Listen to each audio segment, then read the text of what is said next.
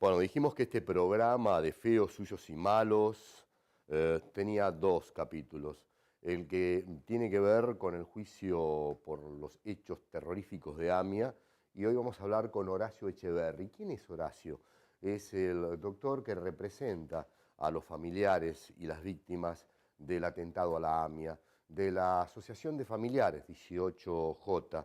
Y vamos a tratar de entender la complejidad jurídica, lo que se está investigando, lo que no se investigó, las pruebas que pueden aparecer y sorprendernos.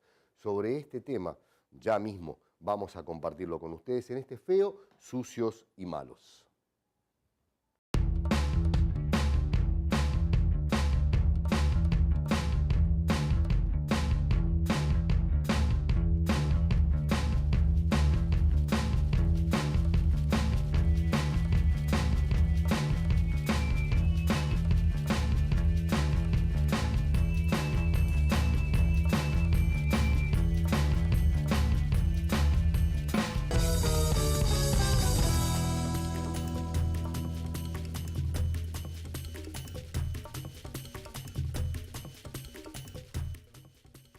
Bueno, les doy la bienvenida, les cuento que a mi lado está Horacio Echeverri, el abogado representante de los familiares del atentado a la AMIA, atentado que tiene una representatividad jurídica en él por los familiares de la asociación del 18J.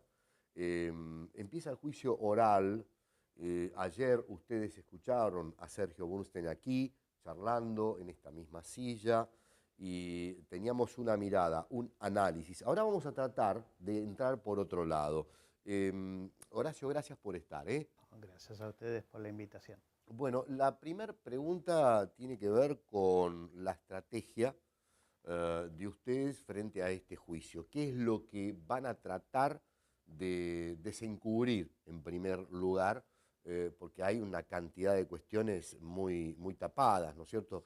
Y muy, sobre todo, maltratadas mediática y políticamente. Claro, en primer término hay que tener en cuenta que el juicio es la unión de dos juicios. O sea, está por un lado el encubrimiento en cuanto a la desviación de la investigación para evitar que se siga la línea de la pista siria o de Canoredul.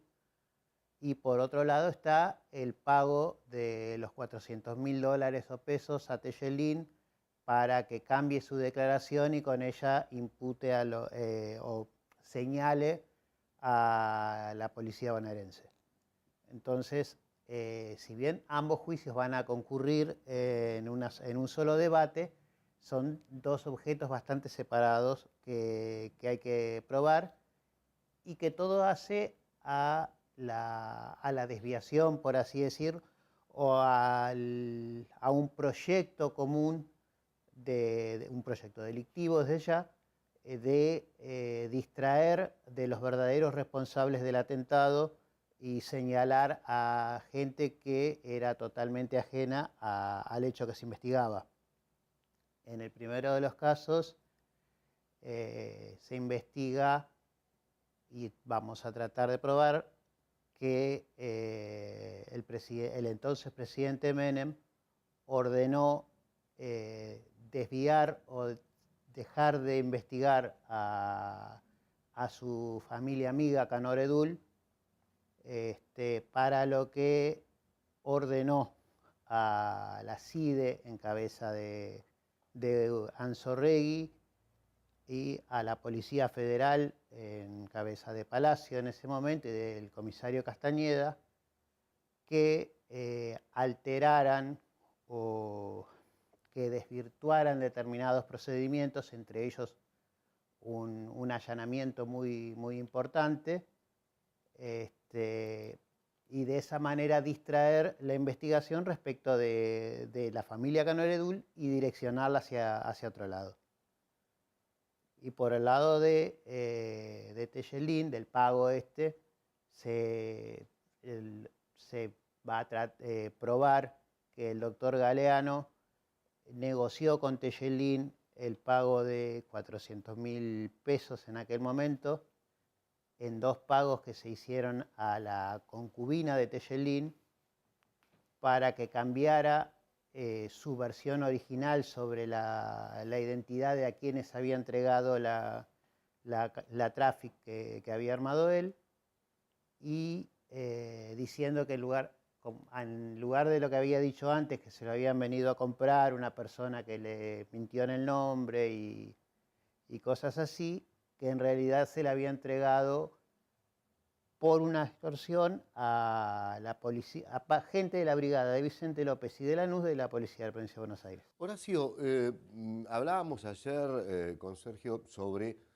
Wikileaks, o sea, aparecen documentos que cuentan otra historia y que dan cuenta de un encubrimiento terrible sobre los hechos que han acaecido. ¿Hay en ustedes, va a haber un manejo de determinados documentos que todavía no son públicos y que van a ser determinantes?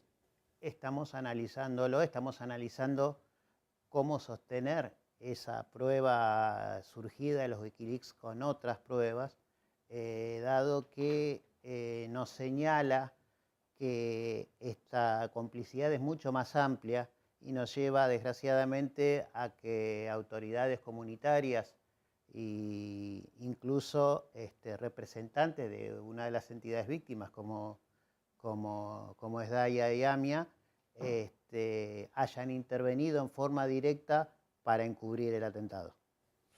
¿Cuáles son los elementos que todavía están vigentes en lo oral de quienes fueron testigos?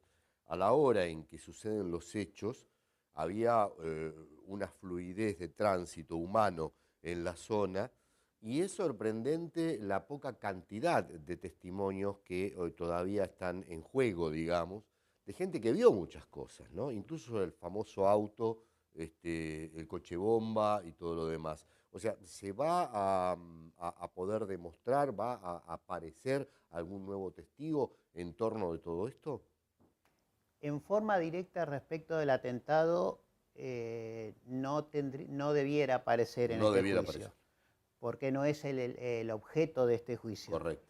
Sin embargo, sí puede pasar, o sí esperamos que pueda suceder, que a medida que vaya avanzando el juicio se descubra las verdaderas razones o a quienes verdaderamente quisieron encubrir los imputados en este juicio, y desde ahí podamos echar un poco más de luz sobre lo que pasó verdaderamente en el atentado. La jefa de Estado, en su última alocución al Parlamento de la Nación, citó, y con mucha precisión de antecedentes, el tema AMIA. En 2 oportunidades hizo mención. Una de ellas tiene que ver con el terreno internacional. Hoy hay un nuevo marco geopolítico. En estas horas, mientras grabamos nosotros esta entrevista, se ha hecho público un acuerdo de carácter estratégico de mucho volumen en lo geopolítico entre Estados Unidos, por ejemplo, Irán. Este tipo de nuevos convenios puede ser determinante a la hora de pensar de que se facilite determinada información o se exhume determinada información que sea vital para este juicio? Lo que puede llegar a facilitar es una apertura o una mayor colaboración de parte de Irán con la justicia argentina. Nosotros nos encontramos desde hace 8 años aproximadamente estancados con una serie de exhortos para tratar de interrogar a 8 ciudadanos iraníes, de los cuales directamente Irán no contestó ninguno. Claro. Más allá de las diversas gestiones que han hecho los gobiernos argentinos, como las autoridades diplomáticas, hasta el memorándum de entendimiento que se firmó el año pasado, no había ninguna posibilidad o no había margen alguno de conseguir una colaboración activa de Irán para continuar con la investigación. Nosotros, para la justicia argentina, la sola acusación que existe, o el solo requerimiento fiscal, que es concretamente el término que hizo en su momento el doctor Nisman, sirve al solo efecto hoy de citarlos a una declaración indagatoria donde ellos podrán ejercer su defensa o no. Mientras ellos no estén presentes ante el juez argentino, es imposible continuar con la investigación.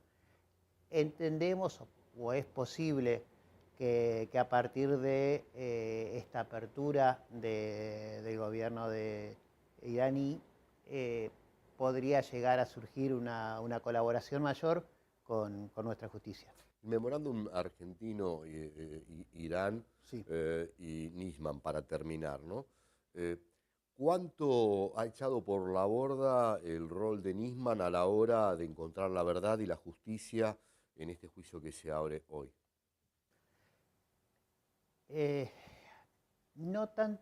A ver, el doctor Nisman tenía una manera muy particular y muy personal en cuanto a la investigación y a dónde dirigir la investigación.